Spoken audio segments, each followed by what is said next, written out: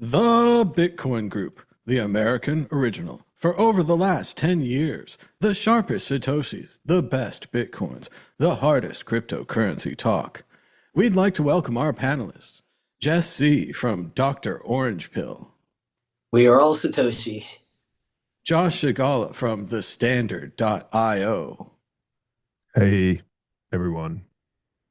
Welcome back, Josh. Robert Allen from satlantis.io. I'm no longer with Atlantis. Sorry, hello. Robert. That's okay. I I'm know no you're longer- from no longer check with before, but not this time. Jimmy Song from Programming Bitcoin. Yeah, I'm also not really doing those seminars anymore. I did open source it, but hi everybody. Well, we'll check again at the beginning. We were hurried to rush to start the show. And I'm Thomas Hunt from the World Crypto Network. Moving on to issue one. The price of Bitcoin is down 3.5% in the last 24 hours, with a last of 90,228, a high of 93,519, and a low of 89,585, which is our top story. Bitcoin plunges below 90K as AI worries drag NASDAQ and crypto stocks down, as well as the Fed cutting rates, not saving the price of Bitcoin. Jesse, what's wrong with the price of Bitcoin? Everyone's worried. I gotta say, I remember a year ago, everybody saying the headline would be Bitcoin crashes to below 90,000, and it was a big joke. And here we are. So, what are you gonna do? I'm happy to see it. Love to see it. And it's funny to see the fear and greed index going like to single digits on a drop to like the mid 80s. But whatever is gonna happen is gonna happen, and we're gonna sit back and enjoy the ride, I guess. Josh Shigala, they expected the Fed rate cut to save it, but no help. The price of Bitcoin still 90K. Yeah, it's interesting because the Fed rate cut. Well, look, you've got a whole bunch of problems at the moment with the repo markets, with just everything collecting. You've got Japan. You've got there's major issues that are probably orders of magnitude larger than 2008. And they will print the hell out of themselves to get out of this. And that's when, Bitcoin was the hedge against inflation, like gold. So this will happen because there's no other way. You got to kick the can down the road, or you got to have a bit of a reset. And the reset isn't going to be, allowed to happen. But what I think will happen, the real question is, will the financial elite allow for a little correction before they turn on the money printers so they can gobble up some cheap stock? Or will they just print themselves out so that they're, looking good the whole way through to the midterms? I guess we'll find out. It's been devastating for the shorts and the longs. Robert Allen, your thoughts on the price of Bitcoin? I love it. I love it when it goes down. I really do. No, it kind of just, it separates the wheat from the chaff. You find out who's here for the right reasons and who's here for short-term trading and so on. So it's I don't really notice that much anymore. It's been like this for so long, and the dips, like as Jesse was saying, I mean, what was this 5%? It doesn't even my heart doesn't even begin to beat, irregularly because of this. It's just how Bitcoin is. It's okay. Jimmy Song, they say the price was supposed to go up after the rate cut, but it's still down. What do you think? Well, so my thesis has been that this is a max pain play, and there are way too many Bitcoin treasury companies and altcoin treasury companies and so on, and they are leveraged to the hilt, and you can see it in their stock prices and so on. As Bitcoin price goes down, they go down like multiples more just because they're leveraged and so on. So I suspect that this is the real play, is that some of them need to get wiped out first before we go back on a bull run, because there's just so much pressure and so many of these these banks that lent to them and stuff like that. There's a lot of momentum on that side because they did leverage and kind of have to pay the piper at some point. And it's not really about Fed rates or whatever. There's just too much supply as a result of artificial money that came into through that leverage. And we'll just have to see what happens in the future. We're moving on to predictions at the end of this show. Are you ready for? We got all kinds of new chats here. Go away. AI companions, pop-ups. Let's see.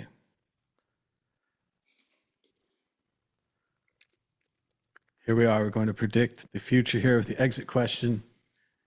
What will the price of Bitcoin be this time next week? Higher or lower? Jesse, will it be higher or lower? Eternal spring, eternal optimist. I always say higher. Josh Shigala, higher or lower? I think we're going to have a proper correction because under 90, it's been going up and above 90K for a little while. So I think, unfortunately, we're going to have a proper correction, probably down to like 80, 70. If the whole market, I can't see the market lasting too much longer, and the elite will want to buy cheaper everything, especially some of these Tensor chips and Nvidia and all this stuff. They'll want to snap it up and start to realize the shit that they missed. Robert Allen, higher or lower? I always say higher. It's gonna be higher. Eventually. Jimmy Song, higher or lower? Statistically, you're almost always better off going higher, but I'm just gonna say lower just because my thesis is that you need some of this like chaff to get washed out first. We've certainly seen it go up and down, wiping out the shorts and the longs, but we really have the true predictor of Bitcoin price here, the Bitcoin predictor ball. Now, will the price of Bitcoin be higher this time next week? And it says, very hard to read. It is decidedly so. It is decidedly so. So the price will be going up next week. Oh, fuck. I'm buying. Yay! That's it. Moving on to issue 2. The Swiss city that lets you pay for most things with Bitcoin. Lugano, Switzerland is now the home of Bitcoin, according to the BBC. Shops and restaurants across the city accept Bitcoin, including McDonald's, in a lake surrounded by mountains. Josh Shigala, what do you think about Lugano accepting Bitcoin, as well as Bitcoin acceptance generally? Is it catching on in the real world? It does, but the HODL meme is too large. I think if they accept stable coins, that it'll probably be used more because, I'd like people to use Bitcoin more as payment, but they tend not to. They tend to use stable coins, and that's rational because Bitcoin's going to go up, and God knows the crap I bought when it was, very cheap.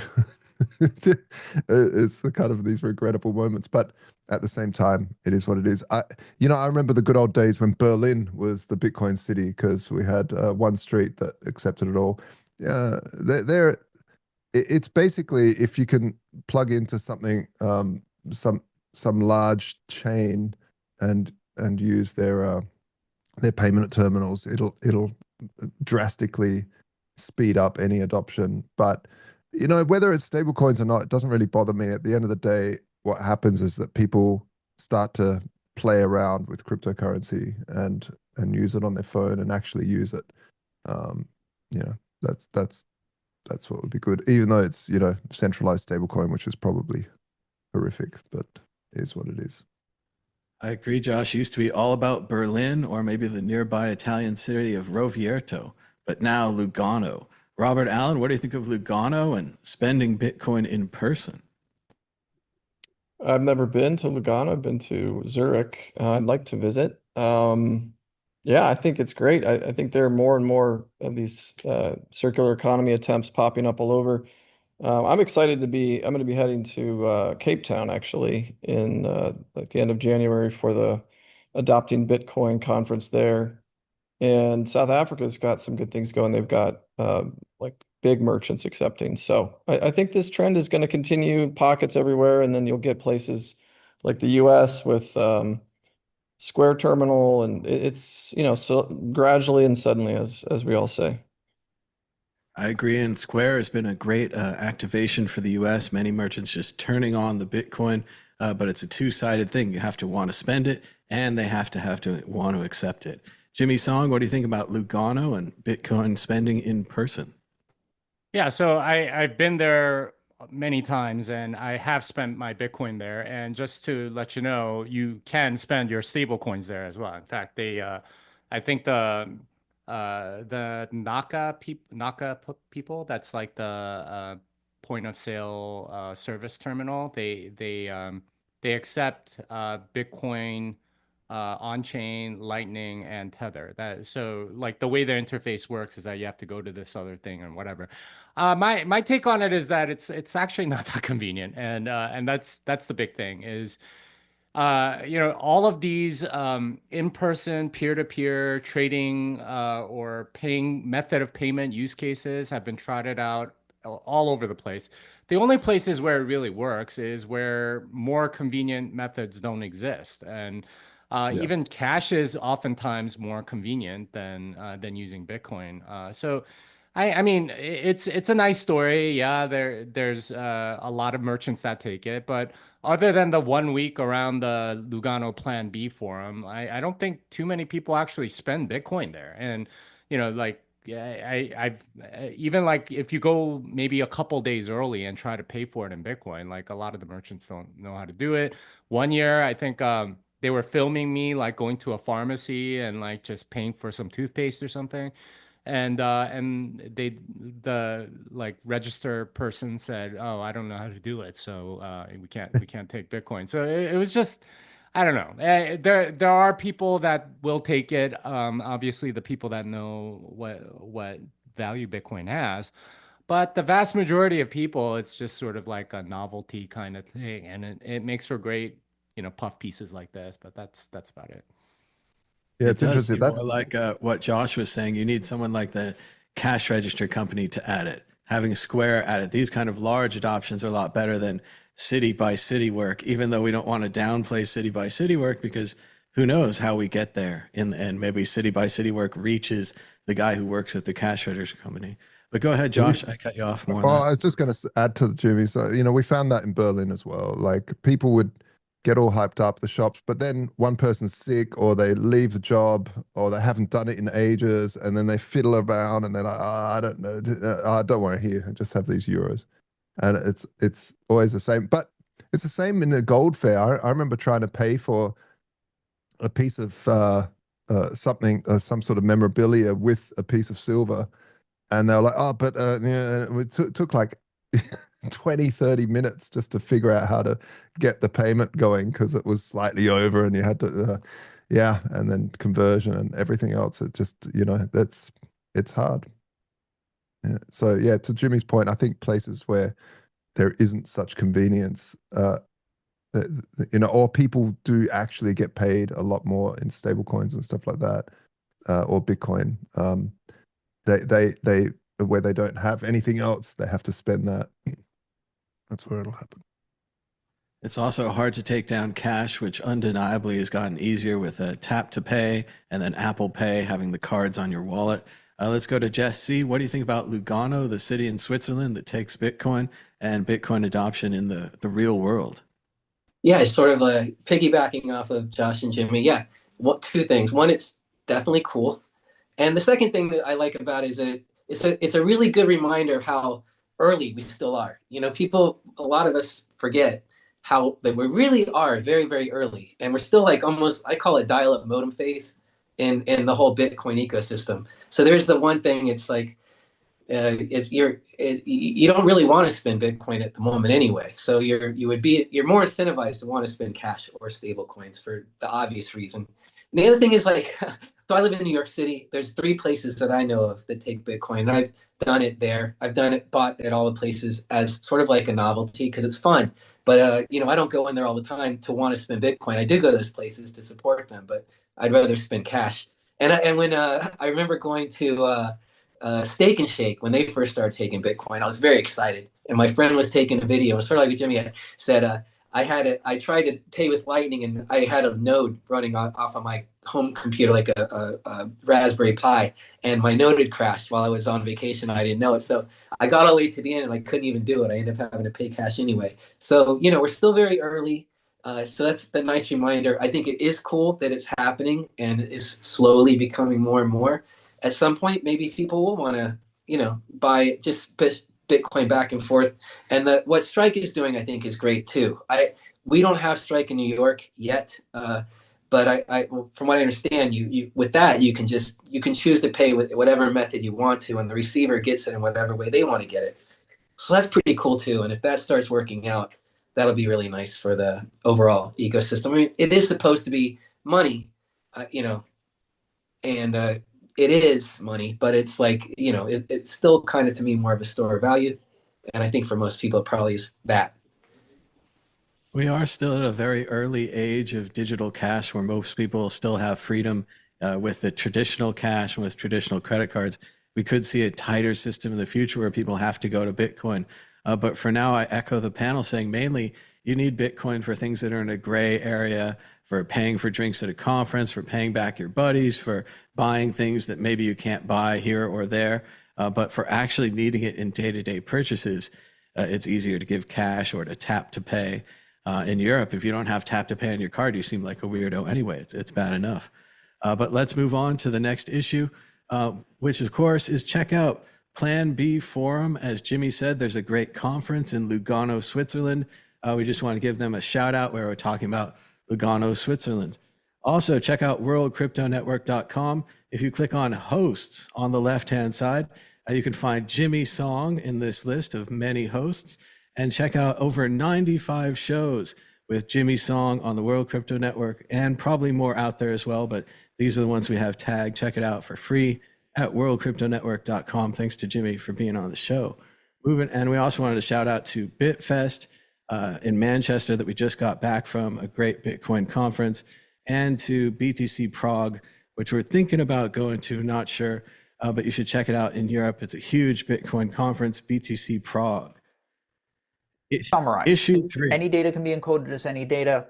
One person's spam is another person's content. The power to decide what is and what isn't allowed is dangerous because it leads to censorship. It also leads to giving the developers power over the protocol, which will eventually be used by someone else. Andreas Antonopoulos speaks out on the NOTs debate, siding pretty clearly on the core side, saying that if NOTs is allowed to censor, they will censor. Let's go to Robert Allen. What do you think about the NOTs debate in general and seeing Andreas Antonopoulos inject himself into that debate? Well, it makes me a little sad because Andreas is one of the first people I started listening to back in the day, and one of the reasons I got into Bitcoin. I would say I owe him quite a bit, but I think I don't know if he's intentionally doing so or just has been away for a while, but to try to say that that like any data should be on Bitcoin and it doesn't matter, and if you prefer that it's transactional data and that's what Bitcoin was designed to do is to transmit money, right? If you have a preference for how it's used, then somehow you are censoring Bitcoin. And I think that's really stupid, basically. It's either just disingenuous or stupid, but it's crazy. I mean, Bitcoin was designed for a purpose. If you use it for something that it's not designed for, and then say, "Oh, well, don't censor me," that's crazy. Jimmy Song, your thoughts on NOTs and Andreas Antonopoulos entering the fray? Yeah, I mean, I said this in various vlogs that I did like a couple months ago, but I really do think there's a left-right component to this, and I think we all kind of know that Andreas is more on the left. And I think this is why he's kind of come down on the side that he's done. I mean, there's a lot of things wrong with what he said, including that one person's spam is another person's content or something like that. No, it's a monetary network, and I think we can identify what spam is. It's not sort of this very relative, like you'll um, free for all where anybody can put in anything. I think it's right to keep it a monetary network and not turn it into a shitcoin like Ethereum. So that part, I mean, that's not to say that like I don't like Antonopoulos. I'm very grateful, for example, that he recommended me for O'Reilly before I published that book, and he was instrumental in a lot of his early stuff. But honestly, like this take isn't original, and it's what the core devs have been saying. I still don't understand why it had to go to 100,000. The default had to go to 100,000 bytes, or why there were multiple op returns, or why they decided to change the minimal fee to 0.1 sats per vbyte. None of those things seem justified to me, and none of those things seem reasonable to me. And those are the questions that I've had long discussions with. I don't know if you've checked out any of me and Tone's series on this, but there will be more on that coming in the future. But yeah, I don't agree with Andreas on this.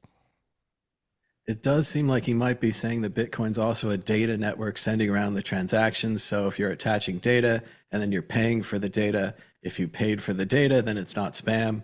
And then we don't have to have the developers censoring things, which, like you said, could lead to abuse. Jess C., Dr. Orangepill, your thoughts on Andreas Antonopoulos' take, as well as the general Knots debate? All right, so I'll start by saying I'm not a coder, and I don't go that deep into the coding of Bitcoin. So, but having said that, in a very general sense, I probably would be a little more on the left of this one too. Simply state thinking that Bitcoin's open source. I mean, it's the people's network. I mean, whatever it's gonna, if it gets through, if it's working and the system's not going down, and people can prune, from what I understand, so you don't have to accept the trash if you don't want to. And if most people decide they don't want to accept the trash, they'll just prune it out, and it might only live on 3 nodes or something. It'll be a choice of the people that are running the nodes. It's a choice of the people that are sort of managing the network in a sense. So in that sense, I'm willing to just kind of sit back and let it happen and see, and whatever happens is I'm gonna have to assume is the right thing. I wasn't around for the fork wars, but in that case, I would have had to have said the same thing. Like whatever happens in the end, that's what was supposed to happen. I don't know. I can't go beyond that. So I don't like the idea of it. I think it's kind of silly in a lot of ways. But I mean, it's like he said, if it is to me trash, and probably most people trash, like I don't want people to put like it would obviously, you don't like there, you could, who knows what kind of shit you can put. I don't know exactly how it works. You attach a JPEG to 1 Satoshi or something, and it has an extra message to it, and you send that around like an NFT. It sounds ridiculous. Use one of the other shit coins, whatever, for that. But if that's not what you're going to do, and if it's within the rules of the protocol, then that's just what it's going to be, and I'm not gonna go to war over it or anything. I mean, I use Bitcoin. I love it. It works as long as it keeps working. I think it's just going to be what it is. And I'm open to it like that, in a sort of libertarian sense, I guess you could say. It does seem like part of the core argument is that ordinals and inscriptions are kind of jammed into the side of the code. If they enlarged op return, people could store them properly in the code. As Andreas is saying, we could then prune them off, not keep them with the main blockchain. Maybe this is a debate about nothing. The data exists, but no one ends up carrying it around. So is it really part of the blockchain? But you have to. You have to. If you want initial block download and you want to verify stuff, somebody needs to supply it to you. So that's kind of like the pruning argument isn't really there, because you still need to bootstrap new nodes and things like that. You can't just ignore it. Those are all parts of the validation of a transaction. The signature is over the op return field, among other things. So it's you need it. You can't just ignore it. That's doesn't work that way. So in that case, what it extends the the number of gigs of the overall chain or something like that? Does it No, I mean, there's still a block size limit, but you can't just say, oh, you can prune it away. You need people to keep that data, otherwise you can't validate the whole thing. That's just sort of like going against the ethos of Bitcoin. You need to verify, not trust. And then for verification, you need all of the data. And if you don't have, if not enough nodes carry that data, then it gets easier to subvert, right? So it's not a great argument. Oh, like those that don't like it can prune it away. That doesn't carry water for me. It does seem like Andreas is arguing maybe for a second level on top of Bitcoin, but that's not great. As Jimmy's saying, you'd still have to go back and verify at the initial level if you do a ground up build of anything, and then you're trusting the second level to promote that. So Josh Shigala, I think we have lots of people disagreeing with Andreas on the panel today. Where do you fall on the NOTS debate? Well, I've always found the spam debate really interesting ever since, Eric Voorhees launched Satoshi Dice, back in like 2012, because he was massively blamed for sending too many little bits of dust constantly around because people were sending single sats into his betting thing. And then it was sending lots of sats back out. It was just spamming the network. And it was fascinating because here we have a protocol that was meant to send money, and it was, to Jimmy's point, I don't know if people know what spam is, because the debate is if you pay for it, then and it's allowed by the rules, then it's fine. And I guess it comes down to saying, okay, well, where do we want as a community of miners and nodes and users? Where do we want this to go? Do we want to keep it purely as a store of value for larger bits of value and not for anything else? And yeah, I mean, I don't know. I don't know what the answer is to that. For me, I like the fact, like one of the things that I really like about Ethereum is being able to build decentralized exchanges. As of course, decentralized is a very vague term in that sense, but it's more decentralized than a centralized exchange. Let's put it that way. And so the ability to actually not have to trust a centralized exchange and just do a quick trade with no KYC or no nothing into some other token is pretty useful. And so whether it's if you want to trade from Tether back to Bitcoin or whatever it is that you want to do, I think those things have a lot of merit, and it would be good to see decentralized exchanges run on the Bitcoin network. And I'm not even sure if, because I've been a little bit poorly for a while with my health, so I haven't kept up with everything, but I do find the spam issue really an interesting issue. What is spam? And for me, it came the original argument was always, well, if you've paid for it, then it's not spam, because spam comes from people not paying anything and sending out billions of emails, and that's spam because there's no cost to destroying millions of people's inboxes. Yeah. Let's move on to the exit question. Meta question. Looking at the larger issue, Andreas returning to the scene, finally taking a stand, something that we faulted him for during the block debate back when he was more like Switzerland, suddenly on both sides of everything, very neutral. Now he takes a stand. Perhaps part of his reputation was that he didn't take stands. He stayed out of politics. Now he's taken one. Do you think it was good for him to return, especially so late in the debate? We'd already talked about this issue and over. I didn't want to bring it back, but it is Andreas talking about it. Robert Allen, what do you think? Was it good for Andreas to check in? And again, he is, expressing his opinions, his views here. Yeah, I mean, he's kind of become irrelevant to Bitcoin in recent years, so I don't really know if it makes that much difference what he says. He's kind of moved on to Ethereum and whatever else he's doing. So, but I mean, some people will listen to him, I guess. Jimmy Song, what do you think about Andreas coming back?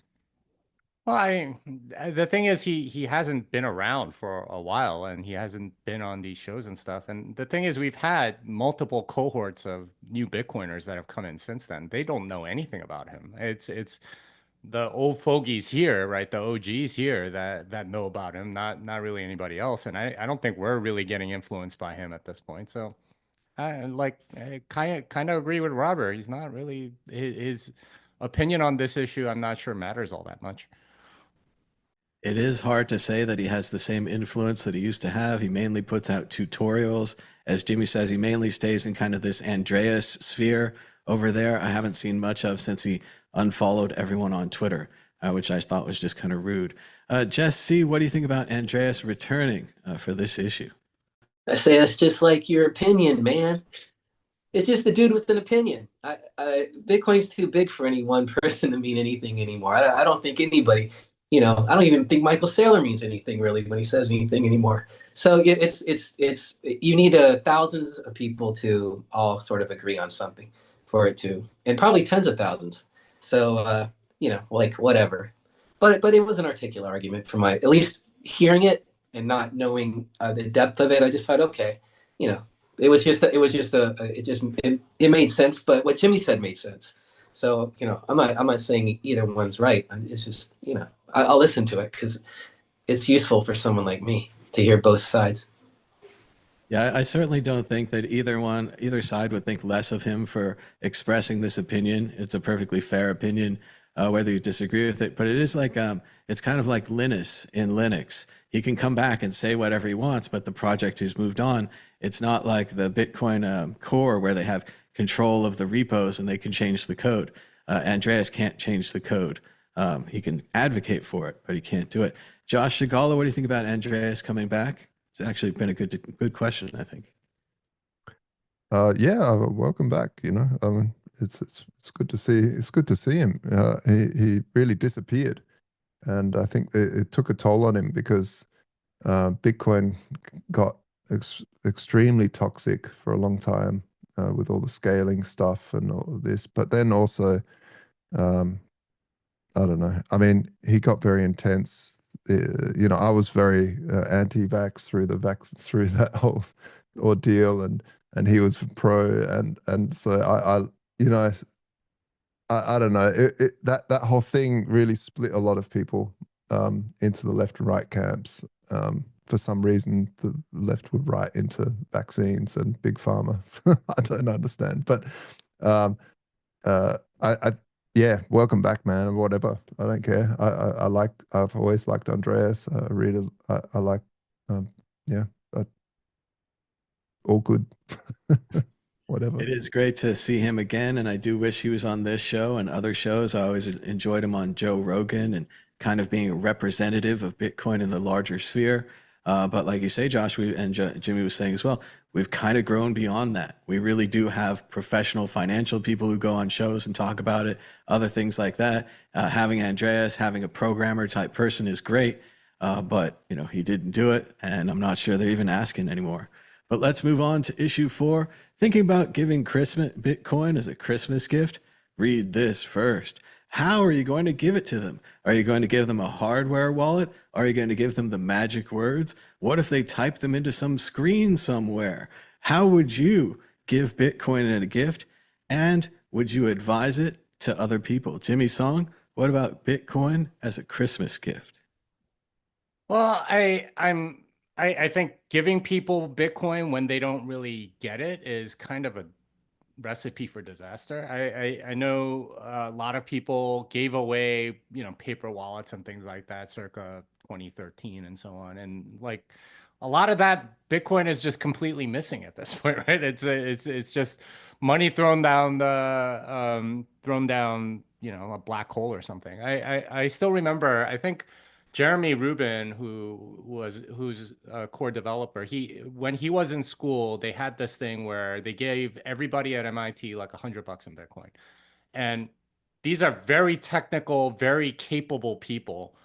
And most of them like just ended up cashing out and buying sushi or something, right? Like they I didn't remember they didn't that. That's amazing. yeah, I mean Totally forgot that's about what's that's what happens with people that don't really understand the value of it. So I would much rather have you give them something like the Bitcoin Standard by Safety Namus, or one of my books, or something where they can understand Bitcoin first, and then once they're convinced, they'll buy it on their own. And that's much better anyway. People generally don't value things that they get for free. Witness like every airdrop ever, right? Like people don't like them.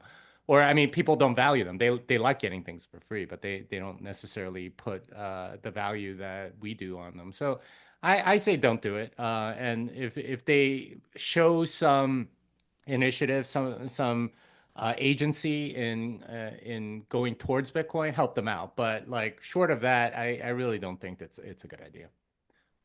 It is hard to see when people haven't been interested for so long why they'd be interested now.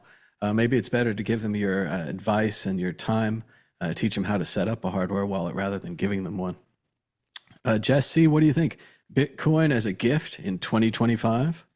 So Jimmy's argument is very valid, and I actually very much agree with him. However, for the last 2 years, I have basically exclusively for my nieces and nephews, I love saying I'm going to give you 100,000 Satoshi. I just love watching their eyes get big when they hear they're going to get 50,000 or 100,000. And so if they're over 18, actually even a couple that are under 18, I just said, hey, look, I got it. When you are able to get Cash App, I'll send it to you. So I've given all of my nieces and nephews pretty much Bitcoin for the last couple of years for Christmas and birthdays. And some of them still have it. They hold it on their wallet, and they'll check in every once in a while, or they'll ask me about it. So that's kind of cool. See, it creates some curiosity for the younger generation. And some of them sold it. They told me. I said, I told them when I gave it to them, do whatever you want with it. It's yours. It's money. It's your money. You can sell it now. You can sell it later. Eventually, you'll probably will want to buy something with it. It is supposed to be money. So yeah, I do that, and I have fun with it, and it's kind of fun with me and my nieces and nephews. And we have Cash App, so I can just like clink it right over to them pretty fast, and it's kind of fun for them to see it, load up in their wallet. So for that reason, but like Jimmy said, I don't think I'd go around and give it to my aunt and uncle or anybody my age. For the kids though, I like to do it.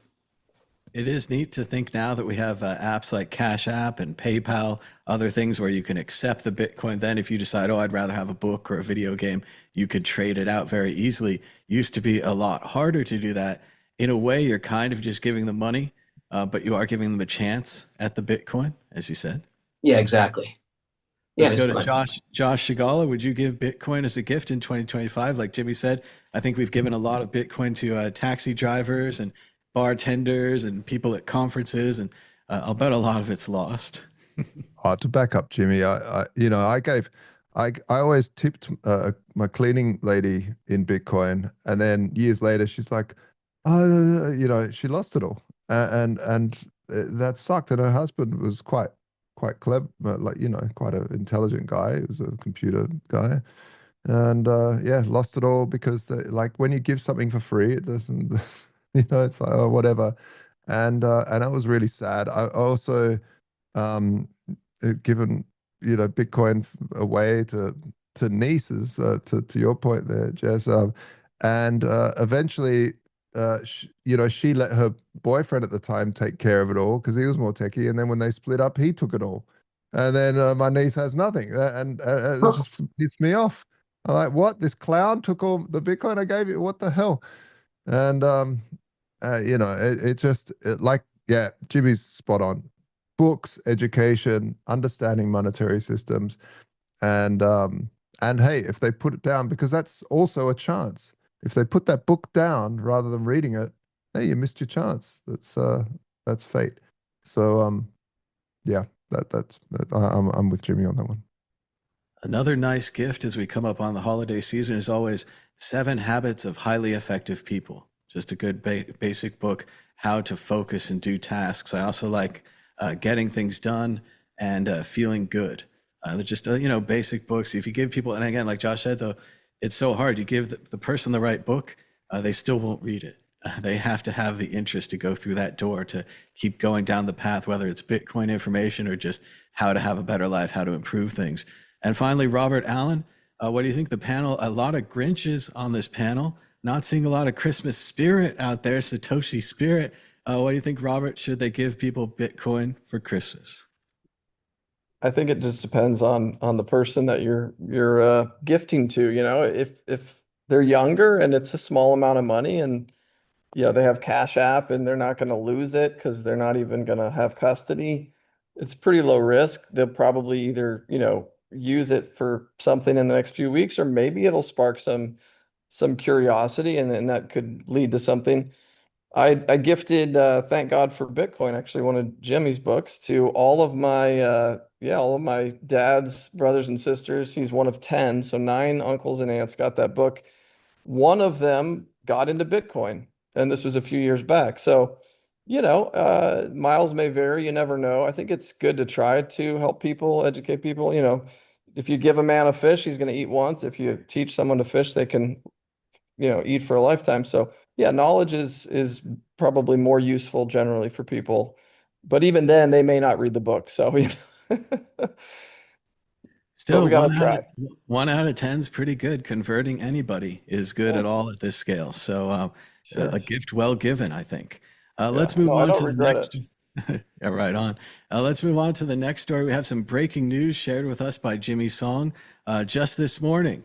Tether submits proposal to acquire Juventus Football Club. This is a major football team, not like the one that the guy owns near Manchester, whatever. This is one of the largest in the world. Tether has some of the most money in the world. This makes sense. This is a stable thing to buy, like real estate in London or San Francisco. Let's go to Jimmy Song first. What do you think about Tether submitting a proposal for Juventus Football Club? This is huge. Like this is like the New York Yankees of soccer. This is a major. Americans don't quite understand the scale of what we're talking about here. But Jimmy, what do you think about Tether's latest announcement here? Yeah, and you have to understand how big Juventus is in Serie A. They've won like 30 titles, and they've various trophies. They've been European champions. They've had some of the biggest legends in the sport play for them, including Cristiano Ronaldo for a couple of years way back when. And they're really, really good. And I'm certain that this is at least in part because the people that run Tether are Italian, right? Like you have Paolo Ardino and Giovanni and I mean Giancarlo and so on, and they grew up with this. So to get a chance to buy it would be like if you grew up in New York and you get a chance to buy the Yankees. That's basically what this is, and. You know, I suspect that it'll be really cool if they do. I'm sure Tether would be the main sponsor on their shirts if they do buy them. They might be that anyway, because if I understand correctly, they're already minority owners. And if I believe they also sponsor Lugano FC, which is a smaller club in the Swiss league, which makes sense because you know that's where they're based. So. Yeah, it would be big news. I don't necessarily think this means anything for Bitcoin adoption. The people that watch Juventus aren't necessarily looking to send remittances to anybody. Really, like if you've been to an Italian soccer game, and I have, it's more like a religion, right? Like I still remember going to. Napoli and watching a Champions League match between Napoli and Ajax, and they play maybe like 3-4 times like ever, right? Like that's they don't. One's a Dutch team, one's an Italian team, but the level of vitriol those fans had for the away team fans was, I mean, my kids were watching. I'm like, okay, don't pay attention to the motions that they're doing because whatever it is, it's completely obscene. So. Um, Italian soccer or Italian football, I should say, is a very passionate thing, and I suspect that this is part of that passion. And obviously, Tether has done enormously well. They're making billions and billions of dollars, and this is now within their purview of going and getting the most successful club in Italian Serie A history. And of course, they've had a few down years. I think they're 7th on the table last time I checked. So they're not doing great this year. So it's buy low, sell high, maybe, or buy low and then keep it, something like that. So it's an interesting story, and I suspect you know they're going to pursue it. It's an amazing result for Italy, as Jimmy's saying. It's like they're buying Ferrari or backstopping it. We heard recently that perhaps the Genius Act in the United States would force the United States and companies like that, Tether, to own and buy US bonds in the same way. Having an Italian company like Tether prop up Italian soccer is like the backbone of society, the backbone of civilization, like they're propping up the Lincoln Monument here. It's smart, and I also think it's going to be smart money. Lots of people make tons of money on sports teams, especially if Jimmy's saying they're buying it in a down market. I think these are the guys where the field goes below the field, and it like constructs like a transformer, and they have lights down there, and then they have the rock concerts or whatever on a different surface. This league is in a whole nother world. It's probably like buying the Yankees and the Dodgers at the same time. Jess C., what do you think about Tether making a major move perhaps for Juventus? Yeah, super cool. I think it's really great. My thought is normalizing stable coins is a good thing for the overall ecosystem of all, so to me, it's good for Bitcoin eventually. I think that stable coins, like you were saying, are going to do a lot as far as buying treasuries and stuff in the United States soon. And it's going to bring in the killer app soon. I think whatever, making payments easier, maybe offsetting credit card costs. So being able to text people money, that kind of stuff, all the things you can't quite do yet. I think these stable coins are going to bring that in, and once they're in, then everything else is going to kind of start globbing onto it. So it's almost like the way chat rooms started, began the whole internet, and then people just started, everything started piling in. So it's the beginning of the tidal wave, and we're watching it in real time. So it's really awesome. It is pretty awesome, but I do agree with Jimmy. Having Tether on the shirt might not convert any to Bitcoin or even sell anything for Tether, but it does sound like a pretty sweet shirt. I kind of want one. Josh Shigala, a stable coin's buying a soccer team. Are we in the wrong business or what? Hey, I think Pink Floyd called it with a new car, Caviar, 4-star daydream. I think I'll buy myself a football team.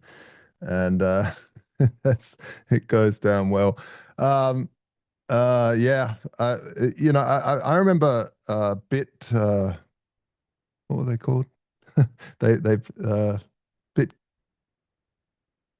from Gallippi. What somehow Tony they Gallippi and BitPay. They did the BitPay, yeah, Bowl. BitPay. They had the big football, the big stadium, and they sponsored one college football team or one game, and it was supposed to be like a 3 or a 5-pack, and they backed out on the rest of the deal. Yeah, so there you go. It's been slightly done before. I guess this is a major upgrade. No, It's quite a big upgrade. They own the whole team. Be pretty amazing, yeah. Well, Tether made a very, very dangerous bet, and it could have gone very badly for him. Back, I don't know how many cycles ago it was, but they basically, Bitcoin was tanking. It tanked all the way down, and they took all their reserves that they had in bank. $1 equals 1 Tether, and they just put it all into Bitcoin. And then Bitcoin started going up. And ever since then, I remember people saying, yeah, but do they have reserves? I'm like, yeah, they got reserves. Don't worry about it. They're well over reserve now. But it could have gone south. It could have gone way down. I guess they would have held through it because at that time it was still still now it's very intransparent. But now they've diversified into like government bonds and all these other things. So it's but nonetheless, whatever. Football teams, let's go. Fancy cars, Sega Genesis, all of the things. I remember, Josh, people were all mad when SBF was destroying the industry and they took FTX off of the arena, and everyone said, oh, crypto.com, you'll be next. Crypto.com still on the arena, and it sounds like Tether is going to be on Juventus, which, again, these large companies are making large plays, not like SBF at all. Finally, let's go to Robert. What do you think about Tether buying themselves a football team? Well, I'm happy for Paulo. This is like a local boy makes good story. Feels good. Happy for him. It's amazing. Why not? And I think it's good for Bitcoin. I actually do think that there's a path that people can take, into stable coins, understanding these technologies, and then especially as I think we start to see Bitcoin eventually, on Tether and other stable coins on Bitcoin, through Lightning payments and so on. So I think there's going to be a natural sort of progression from one to the other over time, and at least that's my hope. But either way, as far as I can see, Paulo is a Bitcoiner. They hold a lot of Bitcoin. They are doing a lot of good for Bitcoiners and Bitcoin. So yeah, it's exciting. It's a great story. It has been incredible. And as Josh said, at one point, somebody made a huge bet on Bitcoin, and I can't wait to read the book. There's going to be one of those behind the scenes business books, and they're going to be so and so suggested this, and then we made the move, and everything was different from then. We have one more breaking story, also provided by Jimmy Song. Terraform's Do Kwon sentenced to 15 years in prison for fraud. The Terraform Labs co-founder pleaded guilty to conspiracy and wire fraud in August. I guess he didn't get the memo and hasn't sent his Trump coin yet. Jimmy Song, what do you think about Terra Labs founder going down? We've seen so many other people pay the fine and get out of jail. I'm not sure what happened in this case. What do you think? Well, he pissed off a whole ton of people, and you remember Mike Novogratz got the lunatic tattoo on his arm. I mean, when you get a billionaire to tattoo his arm, you're in pretty deep. I honestly, he was never an insider. He was a scammer from day one. He misrepresented lots of things. In other words, he's not really that different than a typical shitcoin scammer. He just had the unfortunate, um, uh, you know, uh, I guess luck of pissing off the wrong people. There were a ton of people all over the world that got screwed by him, and it happened in such spectacular fashion. I don't know if you guys remember the day that the peg sort of like decoupled, but the Luna coin went down like 99.999% in like a single day. And there was this sort of like arbitrage play that all these bots were making, and he couldn't stop it. And it was just such a spectacular fall that I think a lot of the people got so pissed that they were out for blood, particularly the people in Korea. And then when he started like traveling around and trying to dodge the law and stuff, I mean that's when it was really over. But yeah, I mean, the thing is, like, he's not nearly the worst. I think there are lots and lots of people that also belong in jail that, like Thomas said, like got away with it by just paying some fine or whatever. Uh, but this is kind of the world that we live in, where if you have enough political connections, you can kind of get away with stuff, and it's sad, but rule of law is kind of dead. You don't have fair justice for all anymore. You just sort of have people that you piss off if they happen to be powerful enough. Even if you didn't do anything wrong, they'll still kind of get you. And this is where the bad times come into play, right? We were talking about. I mean, everyone knows that meme of like, strong times create weak men create bad times create strong men, and strong men create good times. So like we're in that like bad times phase where there's no rule of law, or I mean it's breaking down, civilization is breaking down, and this is all due to fiat money, honestly. And yeah, I'm glad that justice was served, at least in this case, even though it didn't necessarily come about it in the best way. But at least it happened, and I hope, much like him and SBF, I hope a lot of these other people that did scam. I think there's the OneCoin founder that's in Britain right now. There's Mashinsky, maybe even, and of course, like the scammer of all scammers, Craig S. Wright. All of them belong in prison. And I hope that maybe Bitcoin brings back some of that justice and fairness and back to civilization again, instead of these Nietzschean power games that seem to be ruling almost all of these countries at the moment. It's so hard to keep track. I think that the Celsius guy is going to be punished. Like you said, Jimmy, he used a lot of the libertarian language about how they were going to maintain the peg no matter what.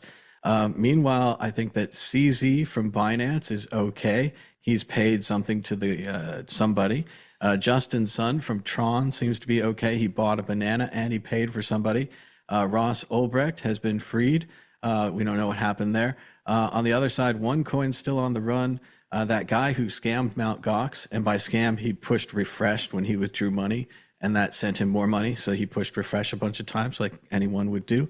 Do Kwon in jail, SBF in jail, Samurai Wallet people in jail, and that Theranos lady still in jail. But we don't know what's going to happen in the future. A lot of pardons seem to be for sale, really low prices, a lot happening. Jesse, what do you think about Do Kwon and Terra Labs going down? Like Jimmy said, somebody's got to go to jail eventually. Someone's got to set an example for the rest of us to stay out of there.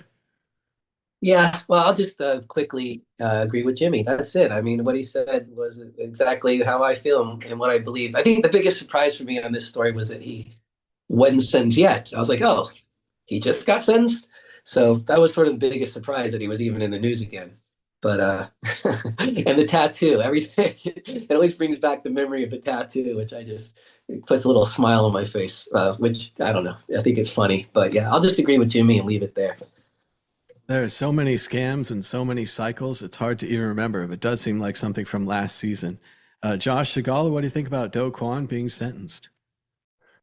Yeah, I'm going to take another side here.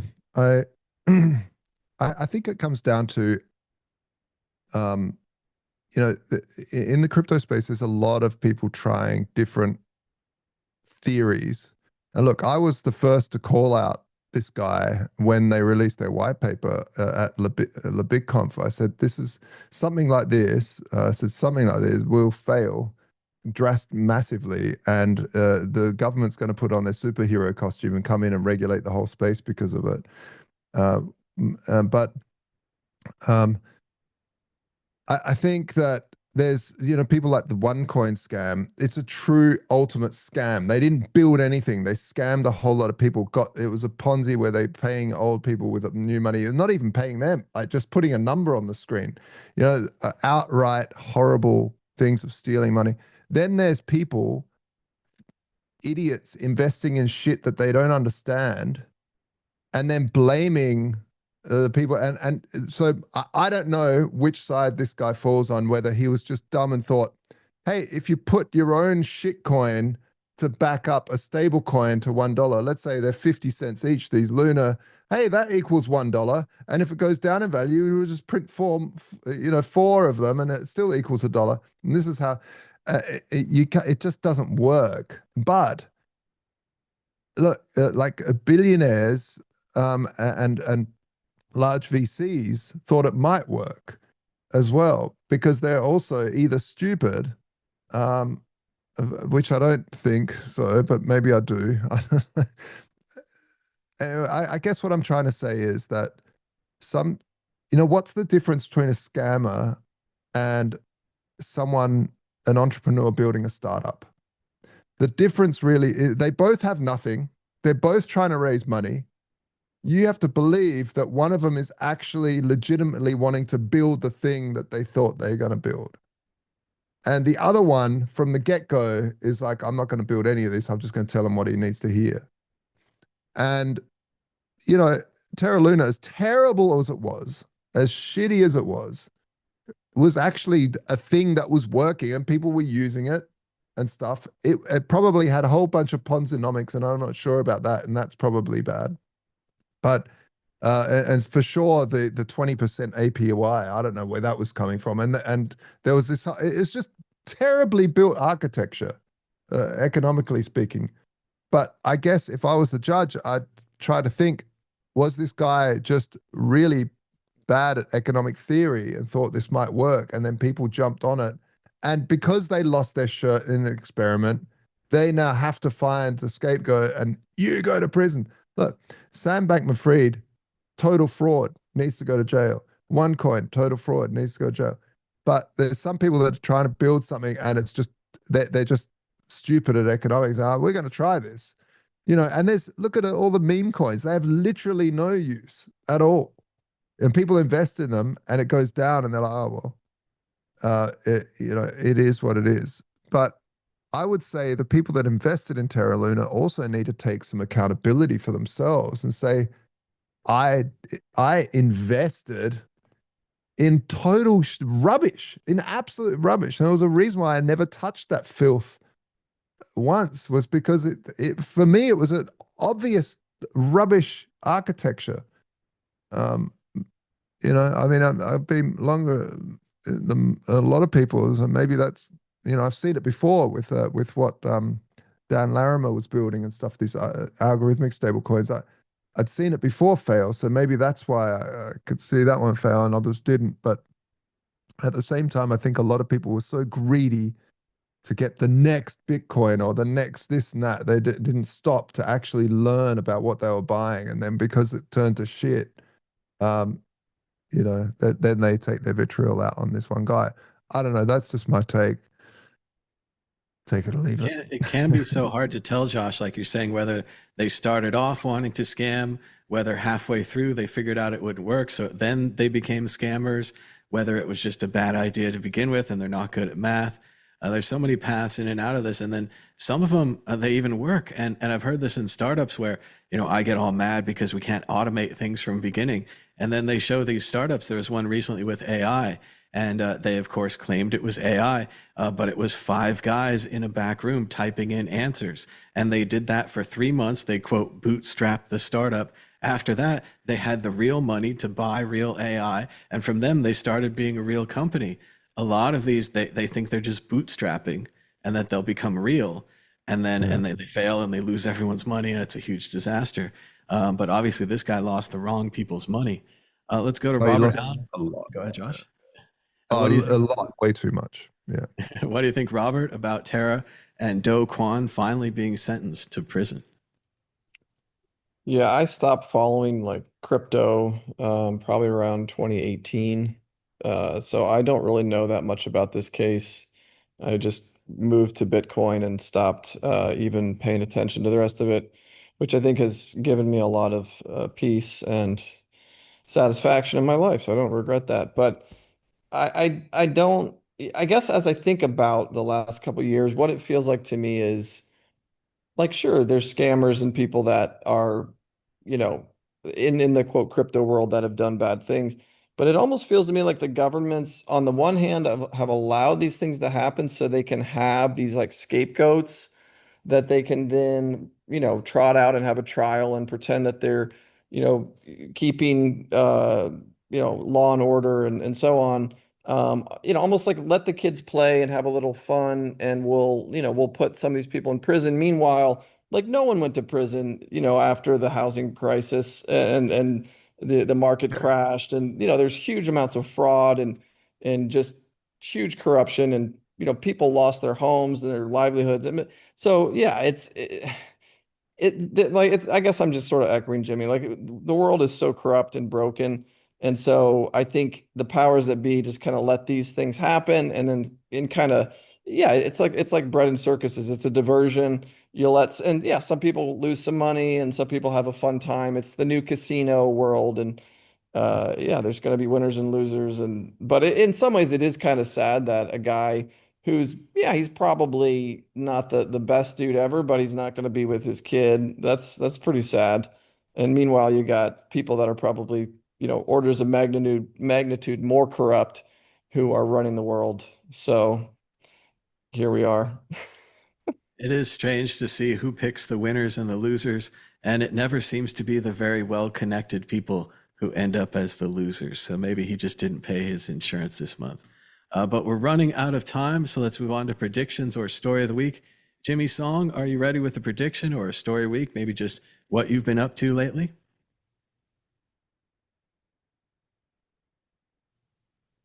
Oh, gotta unmute. Sorry about that. No worries. Go ahead, Yeah, Jimmy. so the story of the week for me is this. Well, I don't really actually have a story of the week, but I will sort of rattle about some random stuff that I've been thinking about, particularly this whole thing about AI model collapse. And if you don't know what that is, it's this idea that AI trained on AI outputs, uh, as it gets more and more training on AI inputs, right? Like AI produced outputs that are its input, it suffers something called model collapse. And this is something that where you'll see an image and it looks less and less real the more and more it trains on AI produced output. And this is, I think, a hard limit on what AI can do, because essentially what AI is doing is it's predicting the next word, but it can't possibly know all of them because there's just too much information on the internet. So what it does is it compresses a lot of it and throws a lot of that away, right? Like a lot of answers uh, that are on the fringes that somebody posts only once or something like that. A lot of that information gets thrown away, and that's ultimately why this model collapse happens, because you have this long tail of information. Now, all that is to say that I think the same thing is happening in the financial world, where you have a form of model collapse where people are efficient, make things more and more efficient in a narrower and narrower band, and you get what Nassim Taleb calls black swans, where these are tail events that are not accounted for because people optimize for those things. So that's just something that I've been thinking a lot about. And I did have a podcast last week about it with a guy named Copernican, how it's also at an ideological level what a lot of people are going through, because these AI models are not that dissimilar from how brains work. And unfortunately, a lot of people train on 12 years of government education, and we've had, maybe 5 or 6 generations of that. And unsurprisingly, they believe really idiotic, stupid stuff that anybody 100 years ago would have said, "You're crazy. How can you not know what a woman is? How can you not know that, inflation is theft?" Stuff like that. So those are things that I've been thinking about. That's not really a story, although there is a story. I guess you can go look up Copernican, Urban Bugman, and a unified theory of model collapse. So you can go look up that story. Now, I think the real question, Jimmy, is the AI model collapsing in the financial world? I think a lot of people thought they were going to make a lot of money on AI. They made incredibly large investments in NVIDIA and other companies to get this money. And now they're saying that beyond the $20 a month you pay for ChatGPT, they're not sure where the rest of this money is going to come from. What do you think about the financial AI bubble popping potential? Yeah, I mean that was sort of like a massive VC bet from newly printed fiat money, largely because they didn't have anywhere else to deploy it. And this is how VCs work. Whenever they see a hot industry, they just pour insane amounts of money into it. And a lot of it doesn't work out. And I suspect maybe there'll be a few companies that come out okay, kind of like the dot-com bubble. But I don't think they're going to be nearly as productive. I suspect it's kind of like what you were saying. It's search engine 2.0, just get better answers. I hardly use Google anymore. I just ask Grok or whatever, hey, what's this or whatever, instead of doing searches for it. And that's it. So it's kind of cannibalistic in that regard. It might displace Google, or Google might displace itself with Gemini or something like that. But I don't think it's this massive quantum leap that people are thinking. Those things are going to have to come in the real world, like with modular nuclear reactors or something like that, and not any of this. Hey, we have a slightly better mental model or whatever. I mean, who knows though? I mean, it's possible that you take away a lot of bureaucratic jobs or something, but I don't know if there's too much money in that, because they're all from the Cantillon effect anyway. Well, and everyone's heard that they're going to take your job away, and they don't want that. But I agree with Jimmy. It's mainly I just reformat data from the search engine into a grid, or gather a bunch of data, combine it together. Just like with the Amazon Alexa, you mainly use it to turn the lights on and off. It doesn't seem to do much else. Let's go to Jess C. Dr. Orange Pill. Do you have a prediction or a story of the week? Go ahead. Sure. Just quickly, yeah, as we exit 2025, we were talking about some good books. By the way, Jimmy, I'm going to read Thank God for Bitcoin. I look forward to reading that. I haven't read it yet, so I'm going to dive into that really soon. And so I will mention a book called Thinking Fast and Slow. which is, among other things, about the way people think and human psychology. And one of the main points of that book, or one of the very many points of that book, is that there are certain things like playing chess or tennis or any kind of thing where there's set rules in the game, even like doing gymnastics, because gravity has certain rules that as you do it, you get better at it. And so people think that people that study things automatically get better at them over time. But there's certain things, because the rules are not formatted, you don't get better at. And those things, one of those most important things to understand is predicting the future. So pundits are especially bad at this, and also people who predict like what's going to happen in the future with Bitcoin, for example. So for anybody watching this, I would just say it's a human psychological trick to think that anybody has some better idea about what's going to happen in the future with any kind of pricing or any that kind of stuff. So the best thing to do is to kind of sit back and observe it and just sort of enjoy the show. Having said that, Bitcoin to 150 next year, money printer go burr, crash in October. Woo, woo, there we go. Thanks, Jesse. Let's go to Josh Segala for a prediction or a story of the week. Go ahead, Josh. Yeah, like Jimmy, I've just sort of had thoughts on stuff and not really anything else. But one thing I am obsessing about is what comes after transistors in chip manufacturing, because transistors, we really reached the bottom. All we can do is really scale now and like add 2 chips together and scale outwards like that. We can't scale down much further because of physics. But so I'm looking at other things of what comes after transistors, and I think it's a good thing for people to look at, because it might be that very, very, very early adopter thing of being able to buy some companies that are doing R&D in this field, and that is photonics, where rather than using electrons, you're using photons, which is a lot cooler than using electrons. So you're sending photons down chips, and people building chips. They're a lot bigger than microchips right now, but still very small, and memory can be done within the chip, which is really interesting with a photon. So not only can you send a photon down, but you can send different wavelengths, different colors basically down, so you can do multiple calculations at the same time on the same circuitry, which is also fascinating, and way less heat. And the main thing that people are fighting is heat.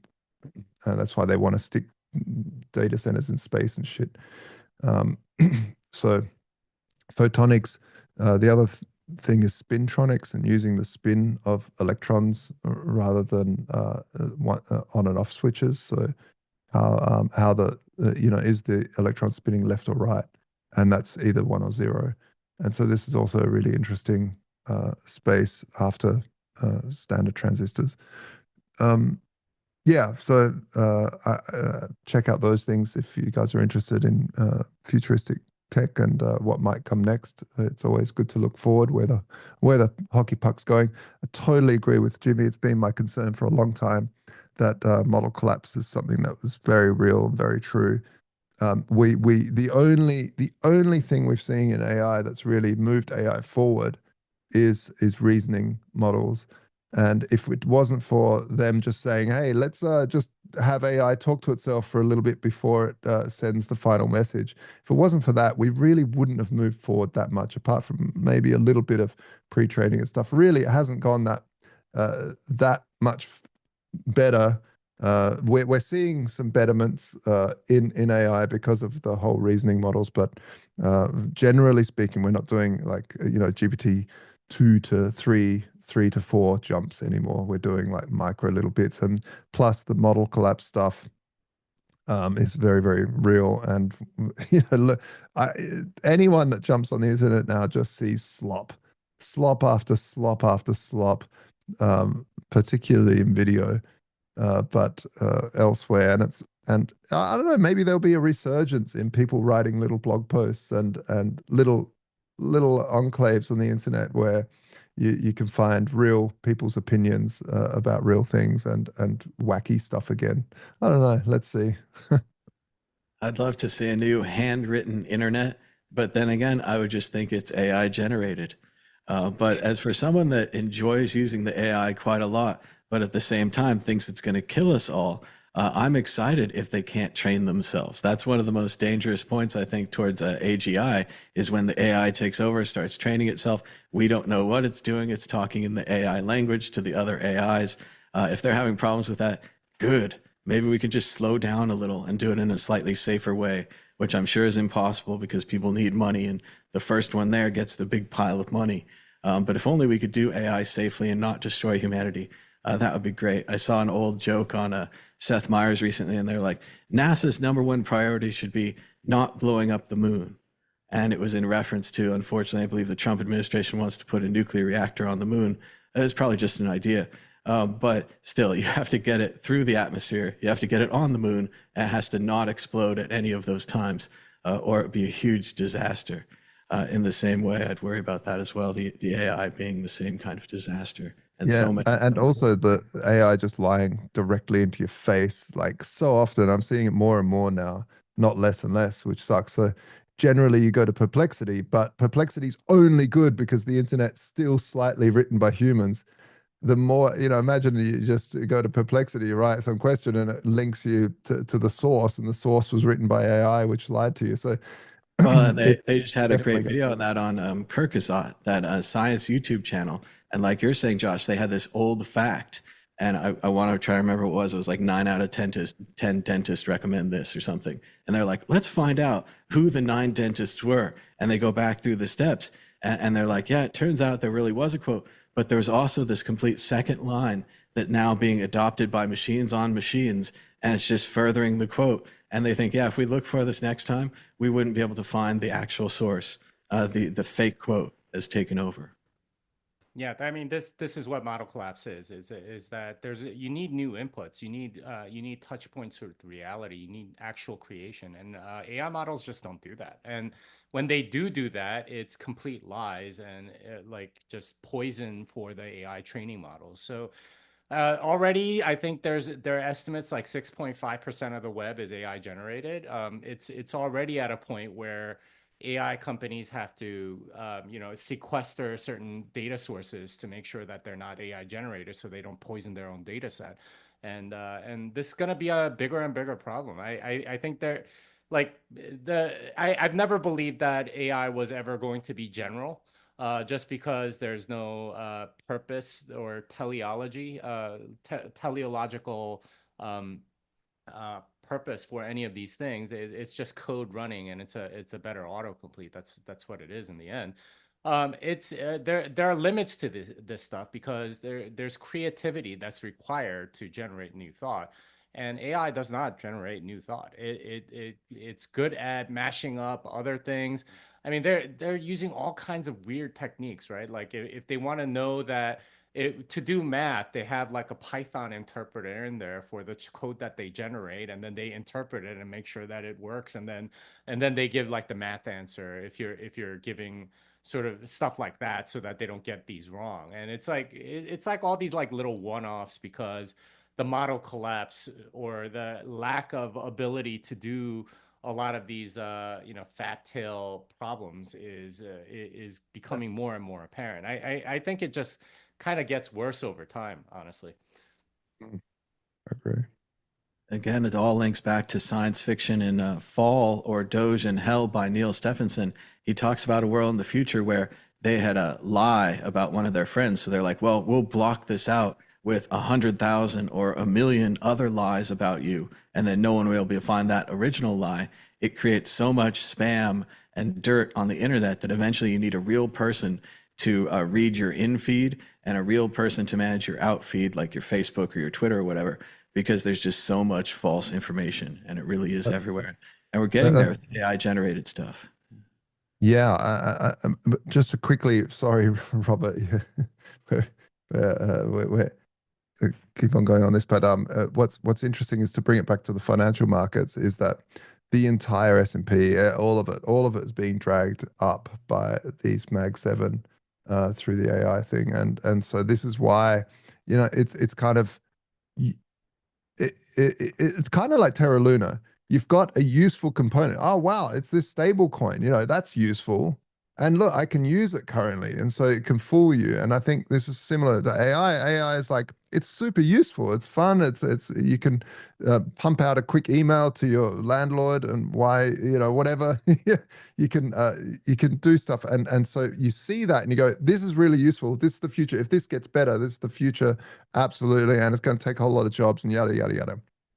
But if we take into consideration, actually, it's way overcast, kind of like the dot-com bubble. Plus, it's not as good as what you think, because you start to see through the magic trick when you use it a lot.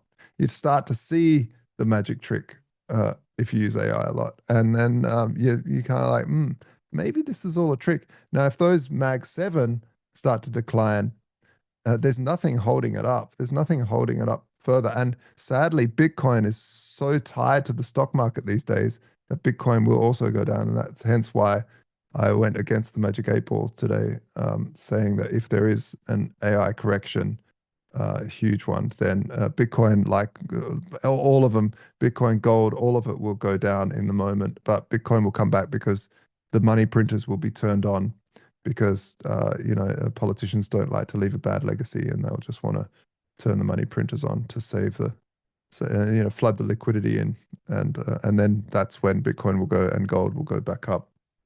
But in the meantime, there's going to be a correction at some stage. When? Who knows? But it's just bound. It's just inevitable. It's also worth noting that Time Magazine has just announced the person of the year this year is, quote, the architects of AI. And it has Zuckerberg, Elon Musk, the CEO of NVIDIA, CEO of OpenAI, and others sitting on an old beam like the old creators and Iron Men up above New York City when they were building it.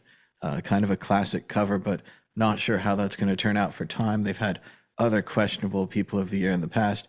And Jimmy also sent in, this is what model collapse looks like. So you can see the person starts out, person on the left, number 1, and eventually becomes the image on the right, number 5. Jimmy, any more on model collapse that you'd like to say while we have this image up? Yeah, so you can see if you start with 0% poison and never introduce any AI generated stuff, even by iteration 5, it's kind of okay. But even if you have like just 10%, by the time you get to the even the 3rd generation, it starts looking weird. And this is sort of what you would call in computer science overcompression, right? Like you lose just too much data, and it becomes very much cartoonish and unreliable very quickly. And I think we're kind of getting there, right? Where maybe the poison percentage currently is less than 10%, but even that is enough to kind of make things look really, really terrible.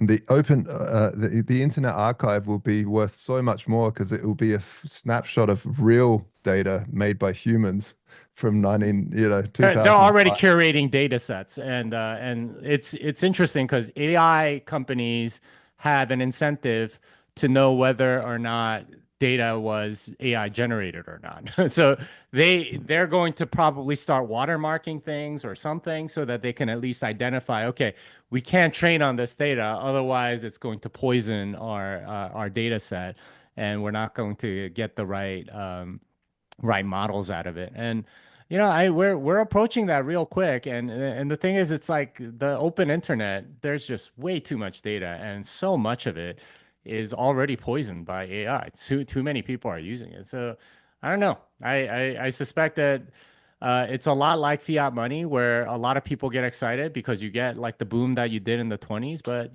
you also get Fed intervention and all kinds of depression in the 30s. Like the excitement is essentially borrowing from the future, and in this case, it's the laziness of everybody that doesn't want to put in the work to write or code or draw or whatever. It is interesting that suddenly people are valuing human content, and now we can't find any. Many people have said the entire web will be fake soon. Everything on Twitter, not just the images, but the posts themselves, and it'll be almost impossible to find actual human content. Just because there'll be so much fake stuff around it. Let's go to Robert Allen for a prediction or a story of the week. And of course, we'd like to know your thoughts on AI too. We've actually talked quite a lot about AI here at the end. Go ahead, Robert. Yeah, sure. So yeah, this is a pertinent topic for me. I married a Nigerian. I've been living in Nigeria now for a while, a couple years. And I've been building a software company. I've got a bunch of Nigerian developers working with me here. And it's been a pretty amazing experience. A lot of good people, and we've been using AI a bit, but I wouldn't I'm maybe not as pessimistic as Jimmy is on it, although I do think yeah, I think it's highly subsidized industry, and it'll be interesting to see. Well, and what he shared in terms of poison is also interesting. Is it possible that unless they can kind of like freeze some of these models, do we end up in a situation where we actually have regression in the utility? I do think that thinking models are more useful. Claude Sonnet 4.5 thinking is pretty decent in my estimation as like a junior developer. I mean, you can't just, blue sky, give it some prompt and get some amazing application out of it. But if you have decent architecture already in place and you want some help in augmenting something or like writing unit tests, for example, it can do a fairly decent job. So I think there's a place for it. But you can also hurt yourself pretty quickly. And one thing I've noticed, which I'm sure is going to be more and more of an issue, is I've had to fire 2 developers because they were pure vibe coding, like just 100%. And very quickly I could tell that they were not thinking at all. It's one thing to, yeah, use an autocomplete if you know what it's supposed to look like when you're done, but it's another thing entirely if you are just, outsourcing your brain. And so I think some people will be trying to skate or trying to, kind of punch above their pay grade by using AI, but that only works until someone realizes that you don't really know what you're doing. And so, but yeah, and I think, I mean, I feel like I'm hating the internet in general more and more because I do feel this gross, I mean, it's interesting. I have a girl that's working for me who was doing some writing for me, and she did an article. Well, she AI prompted an article, and I knew it was AI, and I was like, oh, I can't stand this. This is AI. Please, like, go write something. I don't want this. And then she worked on another thing, and she claims and swears that she only used the AI to help her with outlining the article, and then she wrote it. But I hated that too, and so now I'm like paranoid. I'm like, do I even know what's real versus what's AI? Like, it's yeah, it's kind of gross though, because it does feel it just feels artificial, a lot of it. And I think that it's hard to like explain that or to really articulate it very easily, but or yeah, I mean maybe imagery or video is easier because you just have this sort of uncanny approximation at something that's real, but you really can still see, even with the best, videos that I've seen lately, I can still tell there's just something, kind of gross about a lot of it. So yeah, but so I think for software, there's a utility, used appropriately. I think it can be useful and it can boost productivity, and that's probably where I think it is the best fit. So anyway, we'll see. I mean, I guess for content creators too, perhaps if it can help you get to your vision sooner, but is it really your vision if an AI has crafted it? And I guess you could argue that as well, potentially for software. So um, yeah, we'll see. It does seem Brave like new many world. many things it's more of a tool rather than a solution. Like you were saying, Robert, you can't just make an app from a single prompt. And if we Right. take this image that Jimmy provided and we think about this with code, if your code is becoming like spaghetti and you can't read it at the halfway part, and then you really can't read it at the 100% part, and then you're going to try to interface this with other code or other developers in the future, or even if we try to think just generally, and I know it's a simplistic thing about the AI training itself, if that spaghetti AI is trying to train more spaghetti AIs, Yeah. they're kind of talking nonsense at a certain point. Maybe it's very advanced scientific nonsense we can't understand, but it does seem like we're making a copy of a copy of a copy, and it's getting progressively worse. Like all analogies, but that's exactly what happened with fiat money. It was a copy of a copy of a copy. And there's an essay that you should read if you haven't. It's Hyper Reality, I think, by Bullrard or whatever. But it's actually like a literary critique of a story set in Weimar, Germany. But he gets into what copy of a copy of a copy. This is what is called a simulacrum, which is ironically a copy without an original, and that's what fiat money has become, and that's, I think, where AI is headed, right? Like it's a copy of something without an original, which is what it becomes when you iterate too many times. And yeah, there's no spark of creativity, there's no actual generation of anything original. There's no purpose or anything like that, and it can't reason from first principles. So this is what we end up with. This is why this is not a road that you get to artificial general intelligence. Yeah, I agree. There's no AGI. It's not going to happen. And even when you read more, like even watching CPG Gray's video about how AI reasons, and it does like 1,000 things, and it says, oh, this one's good, get me 1,000 more like that one. It doesn't know why that one's good. It's just trying, and it's refining, and it does seem throwing spaghetti to the wall. Nothing's going to stick. But then there was this other idea where they're like, maybe it sticks and it becomes the monster that destroys the world, but also makes us billions of dollars. And they want those billions of dollars, guys. You're bumming. This is why we need more natural general intelligence. So go have children, everybody. It's amazing. I'm so happy to be a dad. So really, that's where it's at. Yeah. And Make finally, the world great again. And let's swing back to Jess C. We talked a lot about AI here. Just want to get your points on AI. What do you think, and what we've discussed as well?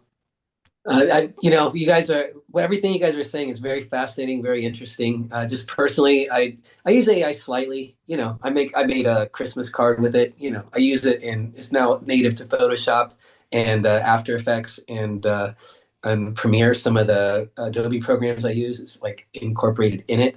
But I don't know I don't know what the future is going to be. I'm sort of sitting on the side and kind of just observing, because that's all I really can do. So everything you guys are saying is absolutely fascinating, but I don't really have much more to add. Yeah, it is interesting to see. As I made my way to make this show, I was offered an AI product by Zoom. I was told I was getting an AI product by Google in my Chrome browser. I have OpenAI. My assistant used some kind of AI to make the thumbnail for the video. We are just surrounded in AI. But again, it seems, and again, we all want that science fiction future of the computer you can talk to and say anything. It's just not quite there. And I'm not sure if we're going to get there the way we're going, which is a potential financial disaster for those companies. But good thing I'm not involved in any of them, although I'm connected to their economy in a much wider sense. But I want to go back to what Jess C. was saying and just do some quick book reviews at the end of the show. I haven't finished yet, but I still love and recommend How to Live Safely in a Science Fictional Universe, a great story about a time machine repairman. You just know it's going to be great just from that setup. And as we talked about earlier, 7 Habits of Highly Effective People, just a great self-help book helping you to focus on what's important and put first things first, be proactive, seek first to understand, then be understood, stuff like that. And if you're interested in that, more advanced system would be Getting Things Done, trying to manage your workflow and have more success. And if you're not feeling good, Feeling Good is a good book. The New Mood Therapy, Cognitive Behavioral Therapy, How to Treat Depression and Anxiety Without Drugs. So just check those out if you're looking for some books. And thanks to everybody for joining us. We had a great discussion today. Welcome back to Josh Shigala and Jimmy Song. Hadn't seen you guys in a long time. It's great to have you on the show.